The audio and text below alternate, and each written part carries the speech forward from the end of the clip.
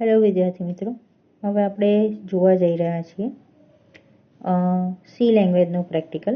C લેંગ્વેજનું practical આપણે મોબાઈલની અંદર કરીશું.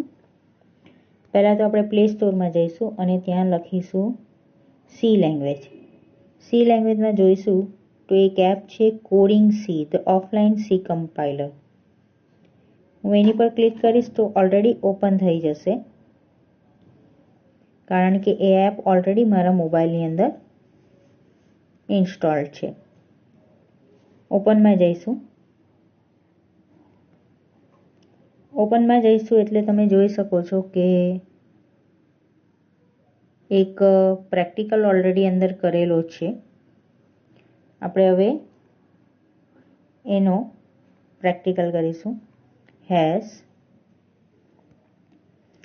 include bracket stereo dot h and bracket over. ત્યાર પછી void main and then brackets. ત્યાર પછી આપણે કર્લી બ્રેકેટ લઈશું. કર્લી બ્રેકેટની અંદર આપણે જે કોઈ પણ પ્રેક્ટિકલ બોડી છે તે આપણે એની અંદર રન કરાવીશું. આપણે ફક્ત અહીંયા આઉટપુટ પ્રિન્ટ કરાવીએ છીએ. તો bracket double quote my name is, આપણે આપણું નામ લખીશું. Double bracket double quote over કરીશું, બ્રેકેટ ઓવર કરીશું એન્ડ ધેન સેમિકોલન સાઇન. હવે આપણે આ પ્રેક્ટિકલને રન કરીને જોઈશું.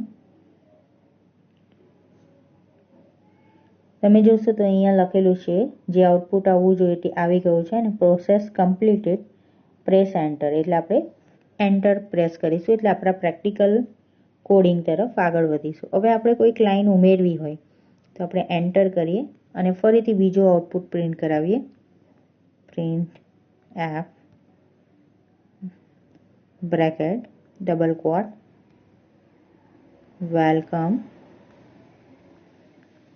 Two C coding app.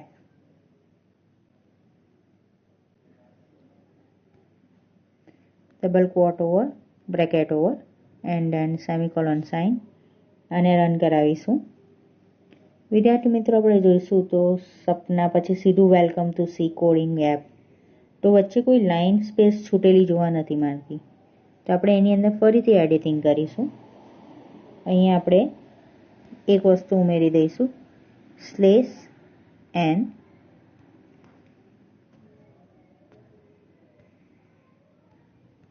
Slash N અને ત્યાર પછી રન કરીશું. તો તમે જોશો કે માય નેમ ઇઝ સપના પછી welcome to C coding app આ તમે જોઈ શકો છો. આ રીતના આપણે સી લેંગ્વેજના દરેક પ્રેક્ટિકલ કરવાના રહેશે. ઓકે વિદ્યાર્થી મિત્રો, અહીંયા સુધી ખ્યાલ આવ્યો. અને બંધ કરવા માટે આપણે ફરીથી ડબલ બેક બટન પ્રેસ કરીશું, જેથી આપણે બહાર આવી જઈશું.